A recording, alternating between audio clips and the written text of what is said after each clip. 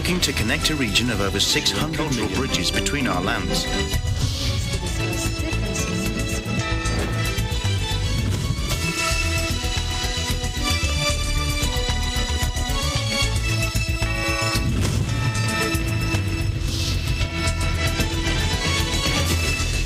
Hello, I'm Alma Angeles. You're watching ASEAN in Focus, and we're coming to you live from Manila and Bangkok, Thailand. Hello, Gila. Thank you for joining us today. You're very much welcome, Alma. I'm Gila Pablo, reporting live from Bangkok, Thailand, and we bring you the latest news in the dynamic ASEAN region. On today's headlines, President Duterte lauded the country's countless unsung heroes who have led the country's fight against the prevailing COVID-19 pandemic. I recall of Secretary Hermogenes Esperon Jr. said all foreign research vessels that enter the country's maritime domain without the authorization or permit of the Philippine government are always protested, according to National Security Advisor or NSA. The Philippines today received 100 oxygen concentrators from the Australian government as part of the latter's COVID-19 pandemic support.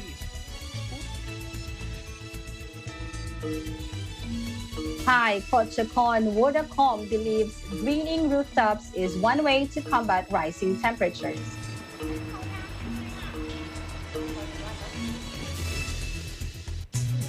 First, here in the Philippines, President Duterte today lauded the country's countless unsung heroes who have led the country's fight against the prevailing COVID-19 pandemic. In his National Heroes Day message, the president thanked health workers, uniformed personnel, government employees, and economic frontliners for their collective sacrifice in readily answering the call to serve Filipino or fellow Filipinos. This National Heroes Day, we pay tribute to a new breed of heroes who readily answer the call to fight in a war against one of the greatest threats to our way of life, he said. The president recognized them for their indomitable spirit in leading the battle against the health crisis despite hiding in anonymity. Their names will not be etched on edifice, statues will not be erected in their honor, banknotes will not be graced by their portraits, and their individual exploits will not be immortalized on the pages of history books. Yet, for selflessly risking their lives to ensure the survival of our society, he said, I can confidently say that they have more than earned their rightful place in the pedestal of heroes, he added. He also said today's celebration should serve not just as a memorial to their extraordinary heroism, but as an enduring testament to Filipinos' capacity to rise above self-interest to fight for a greater cause. He again honored modern-day heroes who sacrificed their lives, comfort, and security for others and urged the public to learn from the country's past and present heroes. President Duterte declared National Heroes Day a regular holiday under Proclamation 1107. President Rodrigo Duterte remains the chair of the ruling Partido Demokratiko Pilipino Lakas ng Bayan or PDP Laban. PDP Laban Secretary General Melvin Matibag issued this statement on Sunday after the faction led by Senator Manny Pacquiao elected Senator Aquilino Coco Pimentel III as party chair, supposedly to replace Duterte. Matibag described the recent development as a comedy, adding that Pimentel, whose late father Aquilino Jr. was the PDP Laban founder, does not represent the party. He insisted Duterte remains at the helm of the ruling party. He said, I quote, President, he remains to be so and will continue to be so. PDP Laban Executive Director Ron Munsayak earlier said the original PDP Laban elected the new party officials in a national council on Sunday afternoon. In a text message, he said former Eastern Samar Governor Lutgardo Barbo was elected vice chair.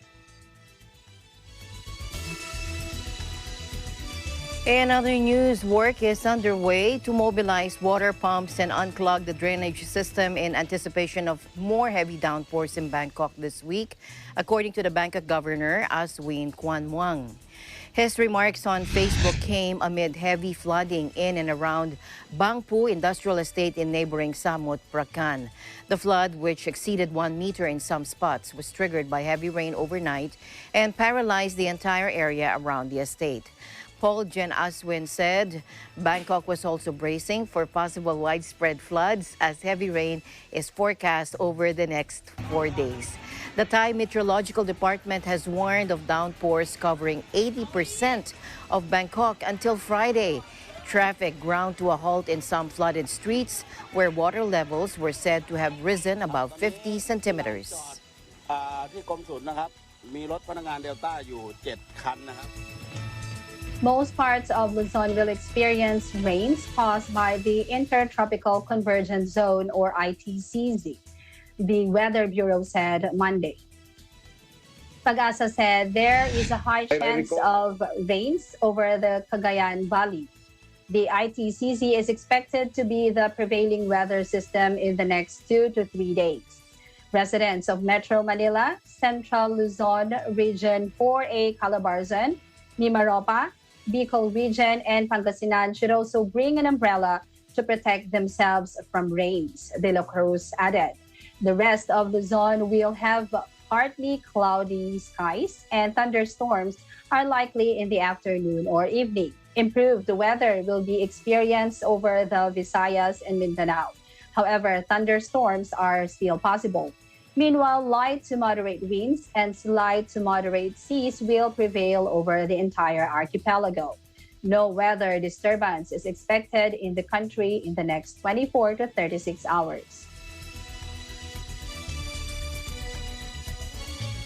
In other news, National Security Advisor Secretary Hermogenes Esperon Jr. said all foreign research vessels that enter the country's maritime domain without the authorization or permit of the Philippine government are always protested. Esperon, who is also chair of the National Task Force for the West Philippine Sea, added that they immediately act diplomatically if they see that the country's sovereignty and sovereign rights are being violated. Take a look. I recall of an incident last June, this June 2021, when flares, not gunshots or any other caliber, that was fired at an armed forces aircraft which was patrolling the Union Banks. That's where Whitson Reef is. China has 2 detachments and Vietnam has 3 detachments there in that Union Bank. And so, true to what we have agreed upon, this was immediately put into a political, there was a diplomatic protests. By the way, we continuously protest against what we find there to be in violation of our sovereignty and our sovereign rights, whether you are Chinese or any other nationality. We continue to monitor marine scientific research vessels that go into our maritime domain without the permit of the Philippines. They're immediately protested by the Department of Foreign Affairs. Any unnecessary swarming of vessels around our stations, especially Pag-asa, are protested.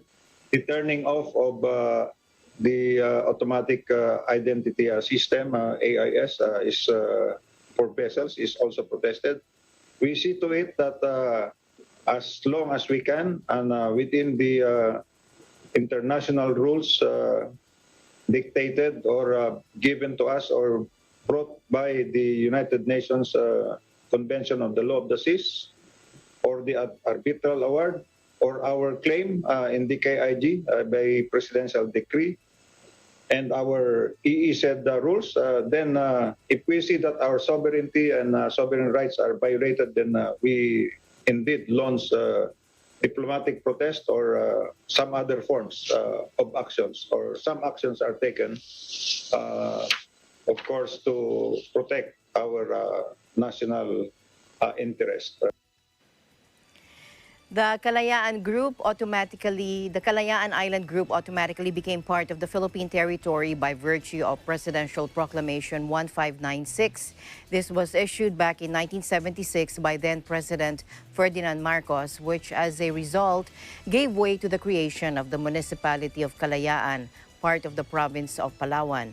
Kalayaan's seat of power is located in the island of Pag-asa, and China insists it has sovereign rights to nearly all of the sea, even waters close to the shores of its neighbors.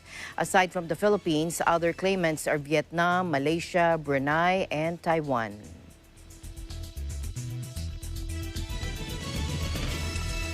After waiting for over a year, the Filipino Nurses United, or FNU, heaved a sigh of relief after the Department of Budget and Management, or DBM, issued Budget Circular 2021-2, prescribing the rules and regulations on the upgrading the salary of the Nurse 2 position from salary grade 15, SG15, to salary grade 16, or SG16, as well as the retention of the position titles of Nurse 3 to Nurse 7 with the corresponding salary grade prior to demotion.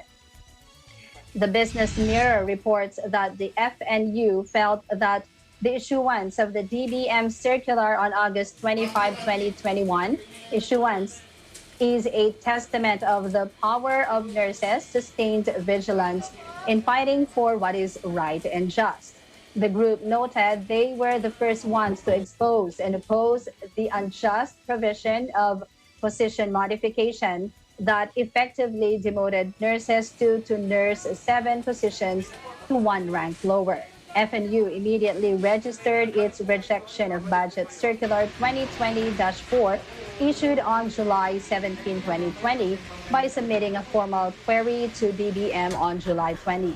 They also lamented that they are witness to the dismal bureaucratic mayhem of both DBM and DOH, who they claimed failed miserably in its principal test. They said both DOH and DBM were not able to ensure the timely release of benefits and allowances due for nurses and health workers who serve as backbone in the fight against the terror of this pandemic. Meanwhile, a member of the House Committee on Appropriations on Sunday asked the national government to make a full accounting of $4 billion worth of foreign loans for the COVID-19 pandemic response.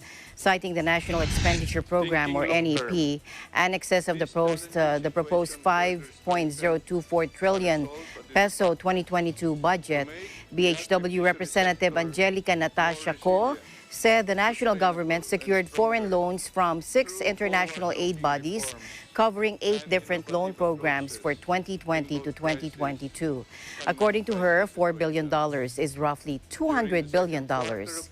Now, in a report in the Business Mirror as well, the lawmaker noted that 1.9 billion pesos or dollars is from the Asian Development Bank, $500 million from the World Bank, $750 million from the AIIB, about $756 million from JICA, $100 million from the Export-Import Bank of Korea, and $50 million from Spain's AIIDC. Now, likewise, Co asked the national government to submit to Congress its reports containing these foreign loans. Co said that as a member of the lower chamber, she also wants a detailed inventory report on all the donated COVID vaccines from all foreign sources. During the second quarter of the year. The Philippines on Saturday received 100 oxygen concentrators from the Australian government as part of the latter's COVID-19 pandemic support. Australian Ambassador Stephen Robinson said the aid was upon the request of Foreign Affairs Secretary Teodoro Locsin Jr. during his meeting with Australian Foreign Minister Marise Payne on August 23. Robinson said Australia is committed to donating more of the equipment that filters oxygen molecules from the ambient air to provide patients with 90 to 95% pure oxygen. The Department of Health said the concentrators will be dispatched soon to government hospitals in Central Luzon, Calabarzon, and Western and Central Visayas. Robinson was joined by Locsin, Health Undersecretary Leopoldo Vega, and World Health Organization Representative Dr. Rabindra Abiyasinghe in witnessing the concentrators' arrival. More than 14.6 million or 62.6% of the adult population in Malaysia have been inoculated with a COVID-19 vaccine after 302,804 shots were dispensed yesterday. The Special Committee for COVID-19 Vaccine Access said 142,186 people received their first dose yesterday, while 160,618 others received a second dose to complete their vaccination course. Malaysia, which largely avoided the pandemic's initial wave last year, has now reported over 1.7 million virus cases and 16,087 deaths. But the country's vaccination rollout has picked up speed. The country's defense chief called on Filipinos to become heroes in their own right by adhering to the health protocols and supporting the government's vaccination campaign in battling the pandemic. By doing so, Filipinos protect themselves and the community against the virus. And winning the fight can be won only with cooperation, Defense Secretary Delphine Lorenzana said in a statement. I quote, amid the suffering due to the pandemic, may the heroism of past and present-day heroes be an inspiration for every Filipino to do their duty and cooperation for the benefit of the country. Today, we take inspiration from their legacy and heroism as we battle a new and dangerous invader, the COVID-19 virus. The challenges we currently face call upon all of us to become heroes ourselves, according to Delphine Lorenzana, the Department of National Defense.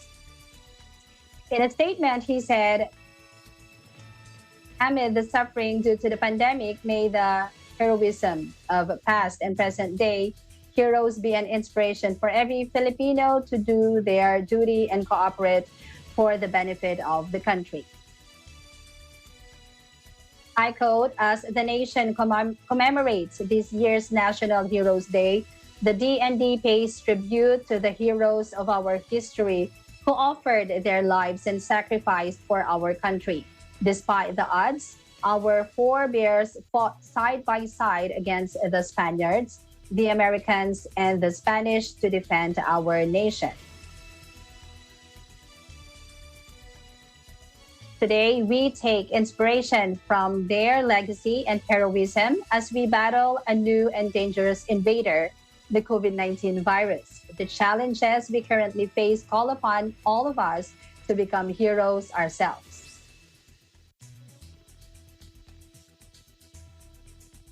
He urged the people to take inspiration from the bravery and heroism of Filipino heroes as the country commemorates on Monday National Heroes Day. I quote, today we take inspiration from their legacy and heroism as we battle a new and dangerous invader, the COVID-19 virus. The challenges we currently face call upon all of us to become heroes ourselves. He urged the people to take inspiration from the bravery and heroism of Filipino heroes as the country commemorates on Monday the National Heroes Day. Citing present-day heroism, Lorenzana said the willingness to sacrifice for freedom was shown in defense of Zamboanga City in 2013 and Marawi City in 2017 against terrorist groups. Gila and I will be back right after this break. Stay tuned.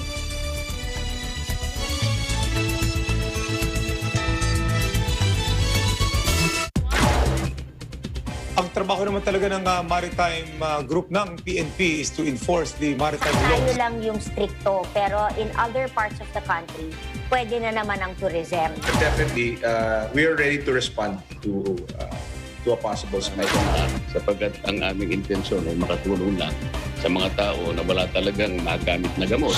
92 voted for this resolution, which will make it stronger, calling on the Justice Department to come up with more stringent ways to be able to avert these hate crimes against Asian Americans. Mas marami po tayong magagamit ngayon na mga tools or mga equipment. Maraming salamat, Weng, at sa buong puwersa ng Balitalakayan sa pagkakataong ito. Tatalakayin ang mga pangunahing balita live sa teleradyo ng Net25 at Radyo Aguila DCEC 1062. Kasama si Weng de la Fuente sa... At itong Balitalakayan, we live in interesting times.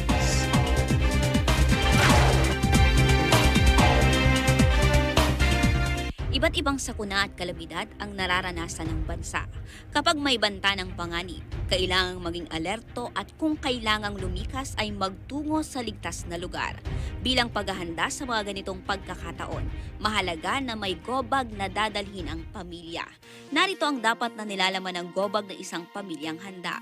Mahalagang dokumento sa selyadong lalagyan, flashlight, kandila, posporo at silbato, radyo na may bago at ekstrang baterya, first aid kit kasama ang panlunas sa lagnat, LBM, sugat at iba pa.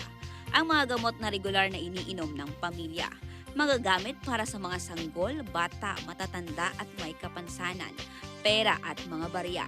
Pagkain na madaling ihanda, di na kailangang lutuin at sapat para sa 3 araw. Inuming tubig sa saradong lalagyan at sapat para sa 3 araw. Telepono, power bank at charger. Lubid, lumang dyaryo, matitibay na lalagyan, damit, kapote, bota at mga sanitary supplies, sleeping bag o banig at mga kumot. Suriin ang mga laman ng gobag kada 3 buwan at palitan ang mga laman nito na malapit nang masira. Ilagay ang gobag sa lugar na madali itong makita at makuha sa oras ng sakuna.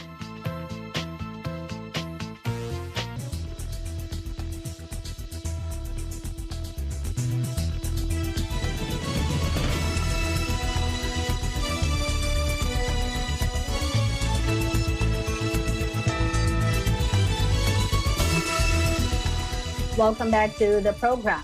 Organizers of protest in Thailand said car mob rallies to oust Prime Minister Prayut Chan-o-cha will come to a halt after the final outing on Sunday as organizers pivot towards daily demonstrations across the country.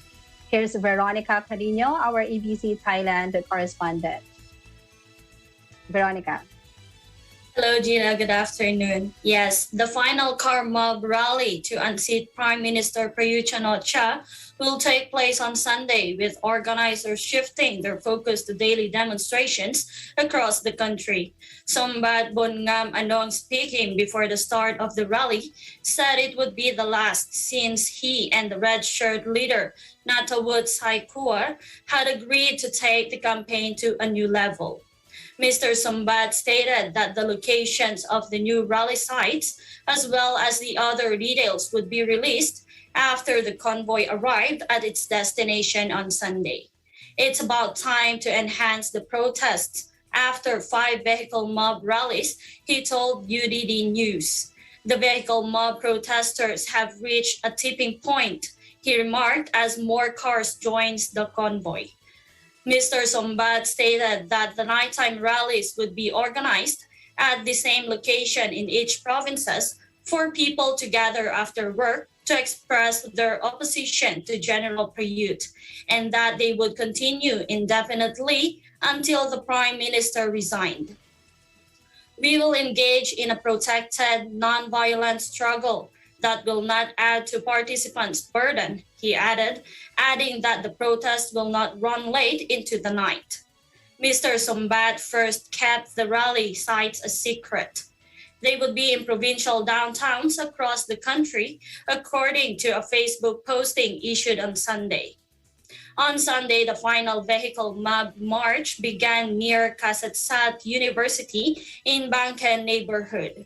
It would go 50 kilometers through Nonthaburi before arriving in Patumtani. Hundreds more cars were observed along the route, waiting to join the convoy. Thousands of cars attended Mr. Sombat and Mr. Natawut's car mob rally on August 15 in Bangkok and neighboring regions. Meanwhile, at 2 p.m. on Sunday, the Talugas, a group of largely young motorbike demonstrators, gathered at Democracy Monument. They did not join Mr. Natawut's main march, instead regrouping at Ding Dang intersection, the site of earlier clashes with the police. Objects, large firecrackers, and ping pong bombs were reportedly hurled into containers set up to boost the police defenses on Bibhavadi Rangsit Road at 4:45 p.m. The police flared or fired tear gas and deployed water cannon at protesters.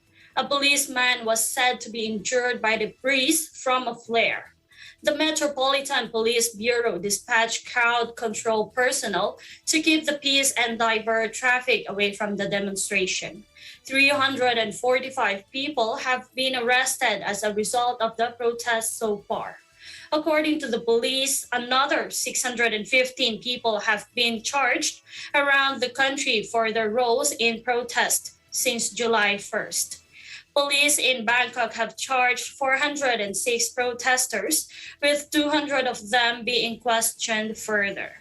This update is from Bangkok Post. Back to you, Gila. Thank you, Veronica, for that update. Stay safe.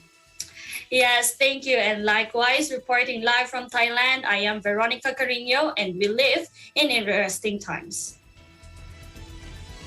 Staying in Thailand, the last train will soon depart from Bangkok Central Station, leaving behind an uncertain fate for the hawkers, drivers, and rough sleepers who have made a second home under the century-old terminal's ornate arch ceiling. Let's watch this. This station still be in mind of the Thai people. People always remember the train by recognize the Bangkok station. So when they open Bang Sue Grand Station, is the big station. It's the biggest station in Southeast Asia now. So many activity gonna start move to Bang Sue Grand Station, but Bangkok station still keep as a museum by the purpose of the government. Government try to develop in that area. As I mentioned to you, they talk about connectivity with the bus, with other system. So it will be easy and convenient for passenger in the future. But people have to get used to that. Okay, main activity gonna move to Bang Sue Grand Station. It's a classic station. So I think people still remember of Bangkok Station, although the Bang Sue Grand Station is bigger, newer, more convenient, more comfortable. But this one also, the location and the architecture and the style, still people still remember that in their mind and in their heart also.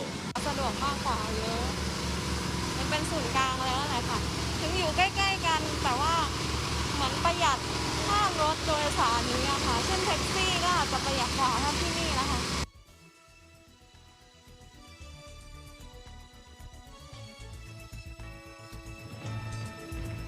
The ASEAN Intergovernmental Commission on Human Rights, or AICHR, organized the ARCHR Capacity Building on Trafficking in Persons and Human Rights, Community Policing Approach to Victim Identification and Prevention of Trafficking in Persons from August 23rd to the 25th via video conferencing. Over 150 participants from relevant ministries, national agencies, and task forces focused on combating trafficking in persons attended the workshop.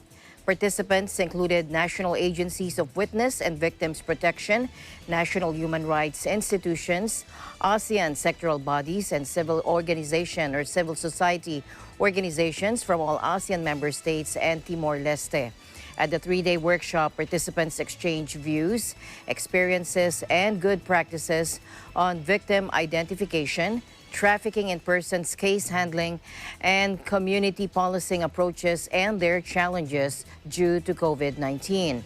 In her opening remarks, Indonesian representative to AICHR, Wayung Ningrum, underscored the importance of integrating human rights and gender perspectives in combating trafficking in persons. She also noted that the measures to address the issue should involve a victim-centered approach and civil society participation. Participants also shared some reflections and recommendations on the need to, number one, build and maintain public trust to institutionalize community policing approach in addressing trafficking in persons. Hence, it's important for police institutions to show compliance with public services ethics, transparent, accountable, and the respect to human rights. Two, strengthen cooperation and coordination among all relevant sectors, including civil society organizations in addressing trafficking in persons, particularly to effectively operationalize referral system to help trafficked persons. 3, establish an ASEAN directory on services providers for victims of trafficking in persons. 4, develop a clear guideline and procedures for community policing based on human rights principles and standards in ASEAN. And 5, a regional initiative that will allow all ASEAN member states to share good practices on community policing approach in handling trafficking in persons cases.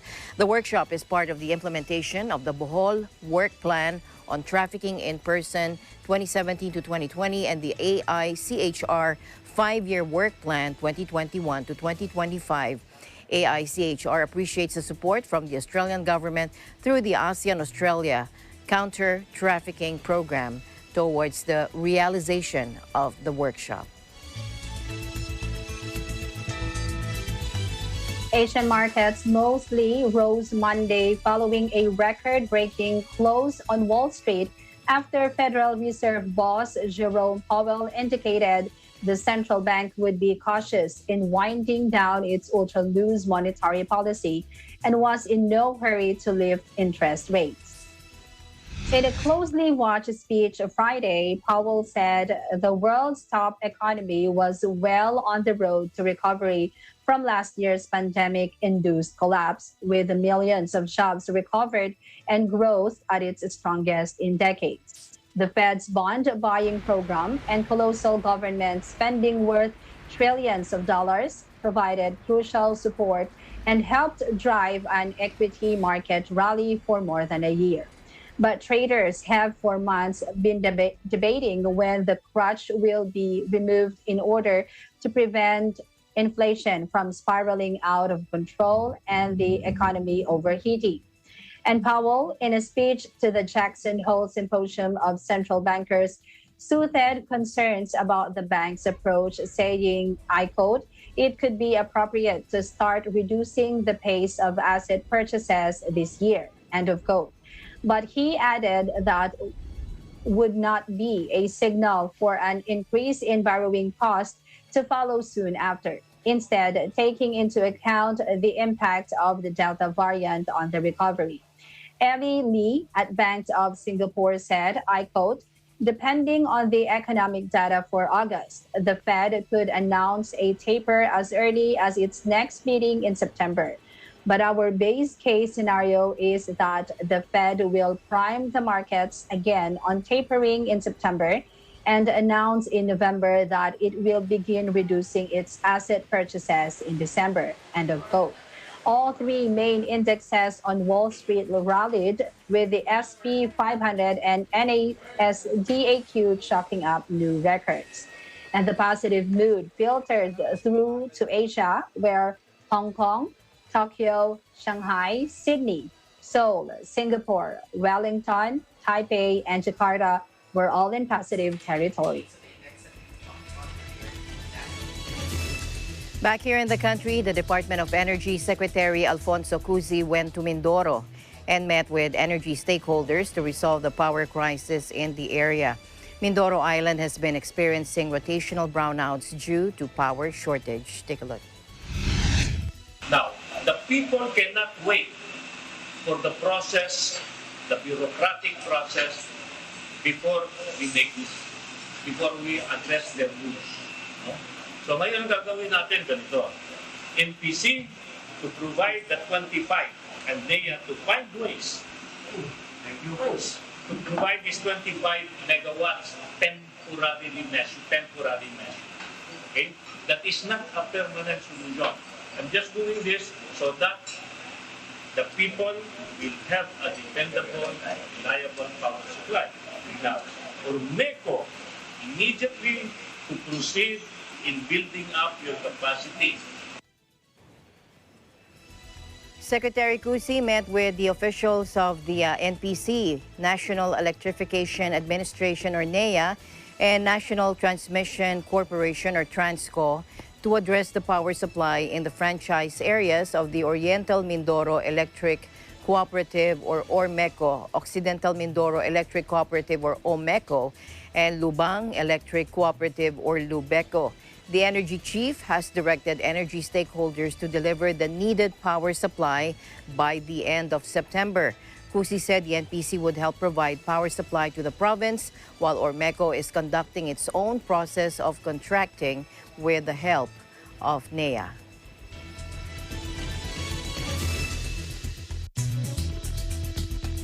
The ASEAN Portal for Public Health Emergencies was launched as a knowledge and information platform for ASEAN member states on public health emergency issues. Let's watch this.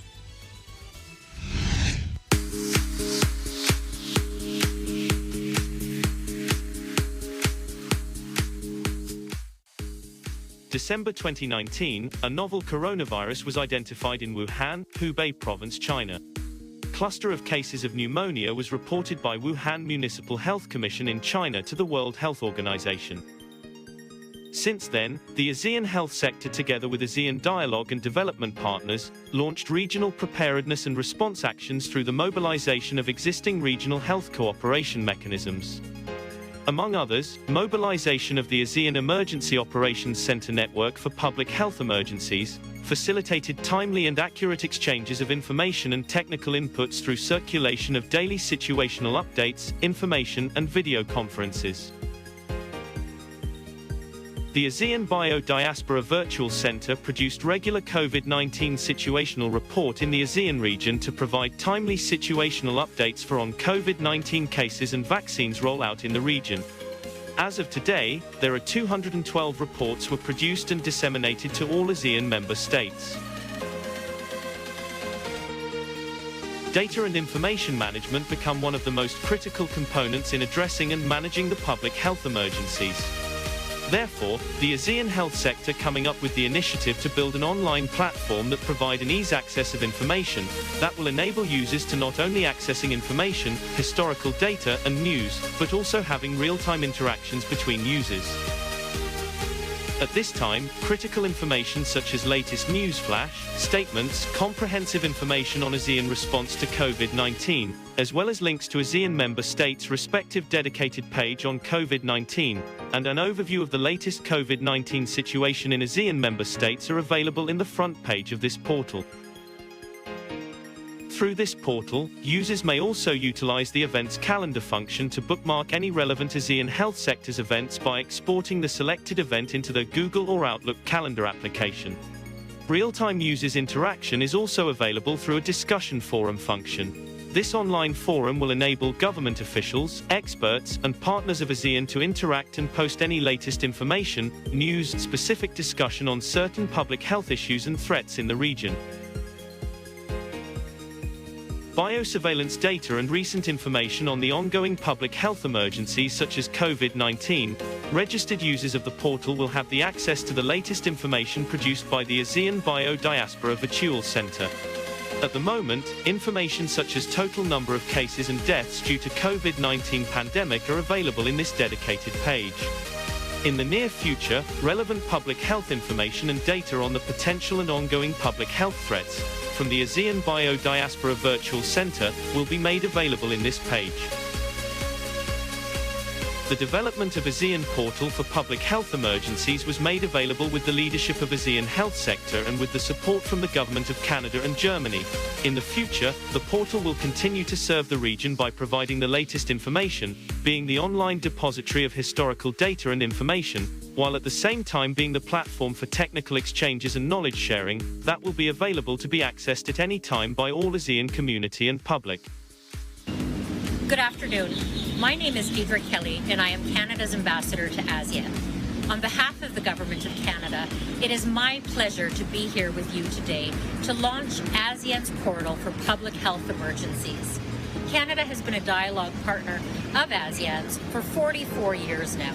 And Canada, through the Weapons Threat Reduction Program, has been a trusted partner in the areas of biosafety and biosecurity for over a decade now, developing important capacity to detect and respond to public health emergencies, including the ongoing COVID-19 pandemic. The establishment of this portal is another step in deepening the capacity in the region by ensuring the timely information sharing so that governments can coordinate and respond to current and future public health emergencies. On behalf of the Government of Canada, congratulations on this important milestone, and we're happy to be a trusted partner along the way. Thank you.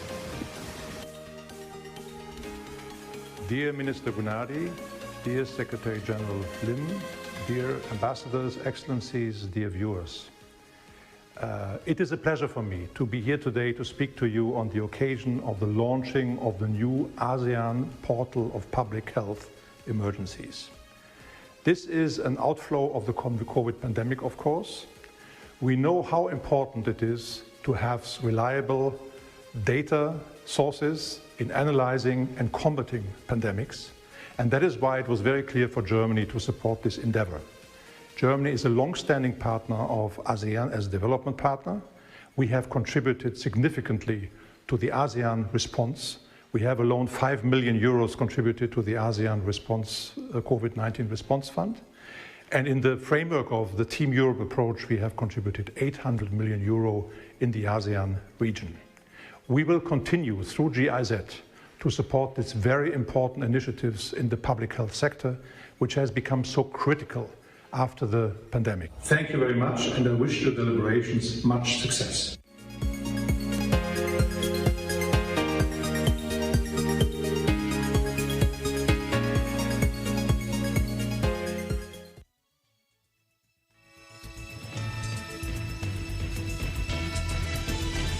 Please stay with us for more news here in ASEAN in Focus. We'll be right back after these short messages.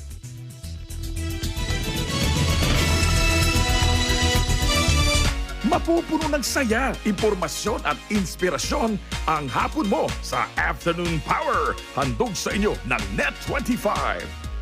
Sasabay sa inyong tanghalian ang inyong Happy Time Barkada at 12 noon.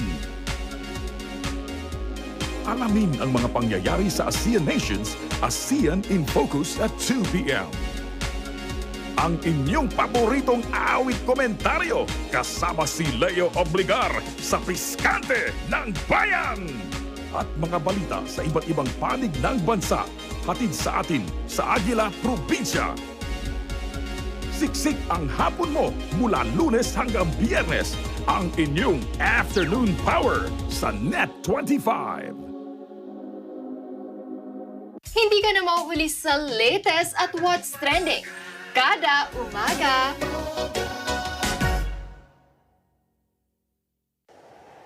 Innovation, digital disruption, globalization. Startups, micro, small, and medium enterprises, as well as large corporations, all face interesting challenges in the market today.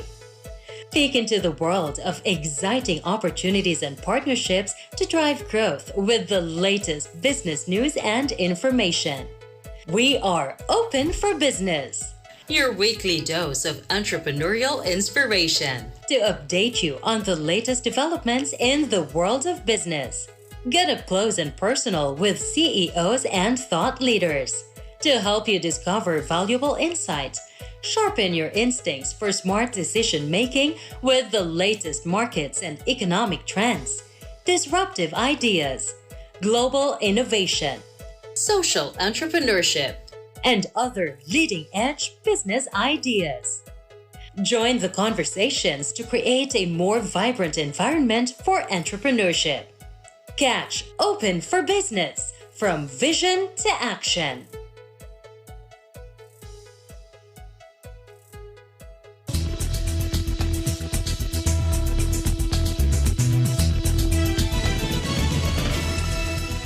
Welcome back. Gerald Mangliwan put up a personal best performance yesterday or Sunday night as he broke the 4-minute barrier in the Tokyo Paralympics 1500-meter wheelchair race at the Tokyo Olympic Stadium. Despite failing to make the podium in his second medal race of the Olympic season, Mang Liwan still had something to be proud of after finishing at 3 minutes and 58.24 seconds, way better than his previous career fast of 4 minutes and 9.95 seconds. He finished 6th out of 7 racers. Even those who finished ahead of Mang Liwan set their fastest times.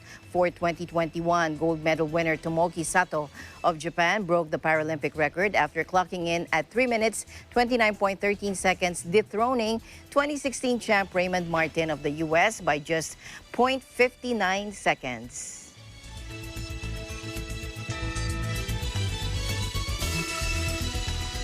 It was a tough day for the Philippine para-swimmers as both Ernie Gawilan and Gary Behino failed to enter the finals of their respective Tokyo Paralympic events for Monday at the Tokyo Aquatic Center.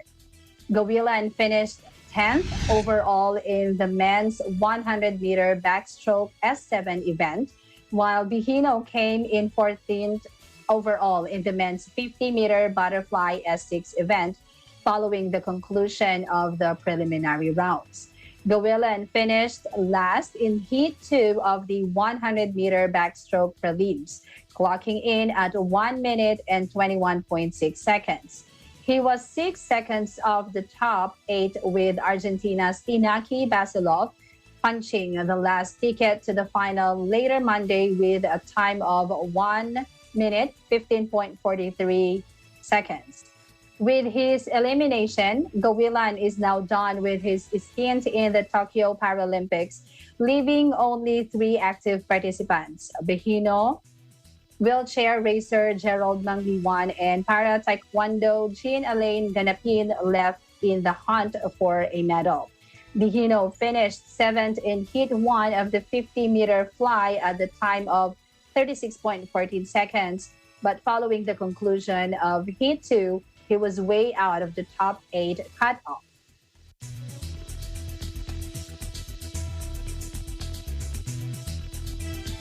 In other news, the first Philippine university built Maya 3 and Maya 4 cube satellites, or CubeSats, were finally launched to the International Space Station, or ISS, a few minutes after their scheduled 3:14 p.m. launch PST on August 29 aboard the SpaceX Falcon 9 rocket's Dragon C208 as part of SpaceX Commercial Resupply Service Mission 23, or SPX-23. The scheduled launching on August 28 was moved because of bad weather. The launching was beamed live by the National Aeronautics and Space Administration on its website, or NASA. Now, the docking of the SpaceX CRS-23 cargo Dragon craft to the ISS was scheduled August 30 at 11 a.m. Both CubeSats were developed under the Stamina 4 Space, or Space Technology and Applications Mastery, Innovation and Advancement Program through the support of the DOST, UP Diliman, PhilSA, and Kyushu Institute of Technology of Japan. According to the Philippine News Service, the CubeSats are mostly identical with an estimated mass of 1.15 kilograms and measures 10 centimeters x 10 centimeters by 10 centimeters by 11.35 centimeters. Now, their missions included demonstration of ground data acquisition, image and video capture, detection and protection from single event latch up due to space radiation, GPS chip demonstration, among others. The country previously launched Maya 1 on June 29, 2018 and Maya 2 on February 21, 2021. Diwata 1 and 2, both microsatellites, were launched on March 23, 2016 and October 29, 2018, respectively. The DOST previously said the projects will intensify efforts to harness the power of satellite technology for other purposes like those for agriculture, forest cover and natural resources inventory, weather forecasting and disaster damage assessment and monitoring, among others. Major task, and that is commanding separation of Dragon in a couple of minutes. Hi, Pochacon Watercom believes greening rooftops is one way to combat rising temperatures. Let's watch this.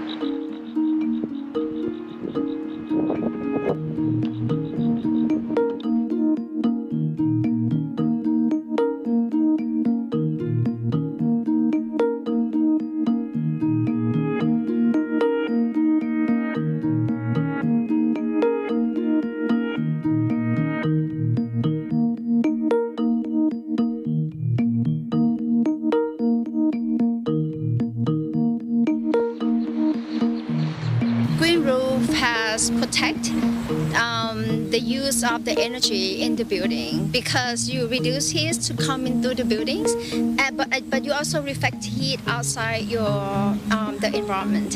So it's actually benefit both way. And also when you're saving the energy, you don't open air condition, which also of course put all the heat outside, which is like make it even worse.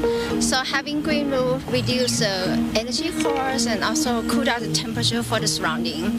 And I think that should be a norm.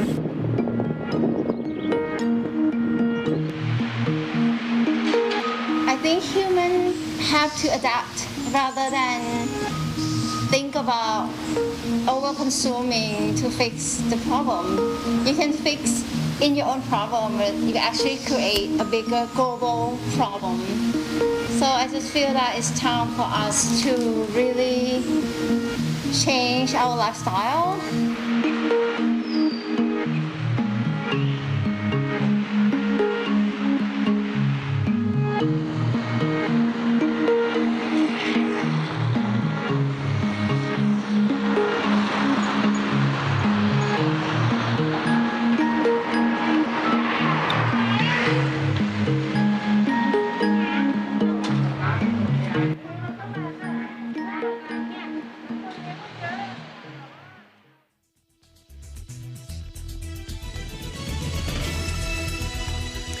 ASEAN supports cities to address the urban challenges and assist post-pandemic recovery through the ASEAN Smart Cities Network and the ASEAN Sustainable Urbanization Strategy. Watch this video to find out more. Take a look.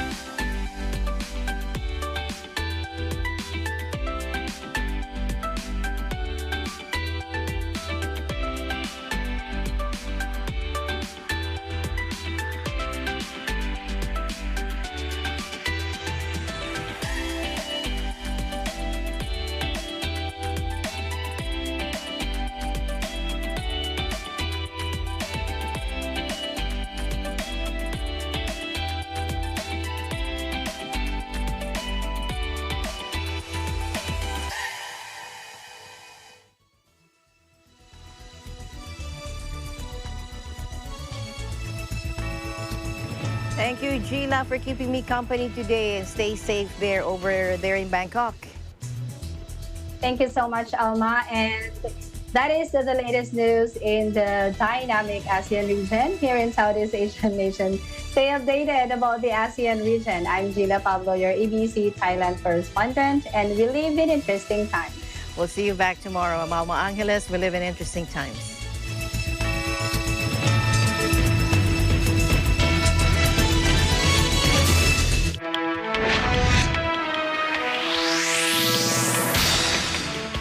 Posibleng palawigin ni Pangulong Rodrigo Duterte ang Visiting Forces Agreement. Tumaas pa ang reproduction number ng COVID-19.